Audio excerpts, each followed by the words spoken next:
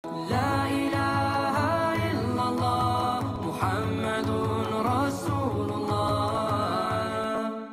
Seorang yang hendak menunaikan ibadah puasa, maka Allah Subhanahu wa ta'ala memberikan pesan kepadanya, juga kepada setiap muslim beriman yang hendak berpuasa, agar tidak main-main dan menganggap ringan kesempatan Ramadan yang Allah berikan pada hidupnya, karena belum tentu nikmat itu akan diterima oleh setiap hamba, atau mungkin bisa berulang di kesempatan yang berikutnya.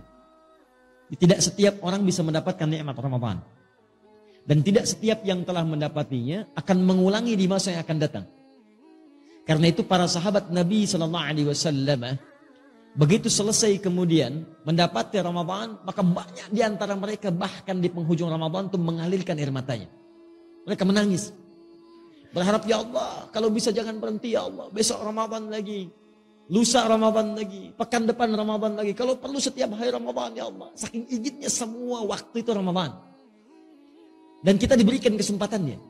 Dan mereka tahu belum tentu tahun depan bisa berjumpa. Karena itu semua bermujahadah ketika akan tiba Ramadan. Dan begitu tiba Ramadan, maka kalimat la'allakum itu digunakan dengan sepenuh jiwanya. Maksimal ibadahnya. Kata Ibnu Abbas radhiyallahu ta'ala anhuma, saya belum pernah melihat Rasulullah semulia ini dalam ibadahnya, selembut ini dalam sedekahnya, sebanyak ini dalam pemberiannya, kecuali saat Ramadan. Sampai angin yang berhembus sepoi-sepoi pun itu kalah amalannya oleh Nabi. Nah itu lembutnya angin itu kalah oleh lembutnya Nabi saat beraktivitas di bulan Ramadan. Lembut menghadapi orang-orang, sedekahnya bertambah, ibadahnya bertambah, interaksi dengan Qur'annya dan sebagainya. Dan orang-orang yang bukan Nabi karena melihat Nabinya serius, mereka lebih serius lagi. Di gambarannya ini Nabi aja yang dijamin surga begitu serius, apalagi saya yang bukan Nabi yang belum jelas surganya. Maka kata Allah, seakan-akan dihadapkan kita di hadapan Allah untuk menumbuhkan kesungguhan kita dan menunjukkan bahwa Allah serius dengan itu. Kata Allah, kamu di hadapan kita, bukan orang lain. Ini bukan orang yang disebut, maaf, bukan orang yang di zaman Nabi, bukan orang di masa sahabat, bukan orang di masa tabi'in. Tapi kata Allah, la'allakum, kumnya masih ada di depan kita. Tatakun, kamu, tanpa batas. Kata Allah, kamu mesti serius ya, karena saya pengen kamu bertakwa. Kamu mesti berubah. Kamu mesti jadi hamba yang taat. Mesti ada perbedaan ketika kamu lahir dengan kamu pulang. Saya ingin tingkatkan takwa kamu. Kalau Anda hafal Quran, demi Allah saya katakan, begitu disebut takwa, itu bisa berlinang air mata Anda. Karena ayat takwa selalu terkait dengan nilai kebaikan. Ketika Allah sebutkan takwa, maka Allah ingin tanamkan kebahagiaan. Kamu tingkatkan takwa supaya bahagia. Jadi ketika Anda dilatih takwa saat Ramadan, la'allakum tattaqun, supaya kamu takwa. Anda tanya, kenapa ya Allah? Kata Allah, saya pengen kamu bahagia. Ayo takwa. Wa may yattaqillaha yaj'al lahu makhraja wa yarzuqhu min haitsu la yahtasib. Ketika takwa meningkat kepada Allah, kata Allah, maka aku mudahkan hidupmu. Aku berikan solusi, aku limpahkan rezeki kepadamu. Makanya ketika Allah katakan la'allakum tattaqun, ayo serius supaya hidup kamu mudah. Ayo serius supaya rezeki kamu berlimpah. Ketika Anda puncaknya mengatakan takwa, Allah katakan wasari'u ila maghfiratin min rabbikum wa jannatin arduha as-samawati wal ardu 'iddatul lil muttaqin. Saya telah siapkan bagi orang takwa. Apa itu? Saya telah siapkan surga yang tak bernilai dunia.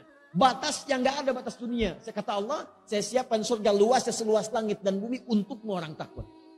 Jadi orang takwa itu, kata Allah, yang berhasil menunaikan ibadah puasanya, bukan sekedar meningkat takwanya, sholatnya, infaknya, Al-Qurannya, bukan sekedar di Ramadan. Bukan cuma di awal Ramadan. Sejak puasa itu dimulai, awal pertama Ramadan. Begitu satu Ramadan muncul, tunaikan tarawihnya, maka dia sudah siap dengan kurikulumnya. Malam ini saya akan tarawih di tempat A. Siapkan, bahkan 30 hari udah dia siap tuh, kalau sampai ke 30 hari. Malam ini di masjid A, malam ini masjid B. Sunnahnya baca Quran nanti saya akan capai sehari misalnya 10 juz. Bagi oleh dia, subuh baca sekian, zuhur baca sekian, asar baca sekian. Begitu tiba malamnya, maka dimulailah present ibadahnya. Orang takwa sudah siap. Dan yang paling menarik bukan cuma present, continuous. Hari pertama, saf pertama. Hari kedua, saf pertama juga. Jadi meningkat terus, konsisten di situ. Hari pertama datang sebelum maghrib. Nunggu di masjid. Hari kedua habis isya baru datang. Nah ini belum konsisten. Jadi kalau Anda ingin disebut dalam golongan yang ini mujahadah ini, yang serius ini dipertahankan sampai pertengahannya. Masya Allah, hari pertama, saf depan. Hari kedua, saf depan. Hari ketiga, saf depan. Hari keempat, saf depan. Hari kelima, saf depan. Sampai hari terakhir, saf depan. Nah itu yang terbaik.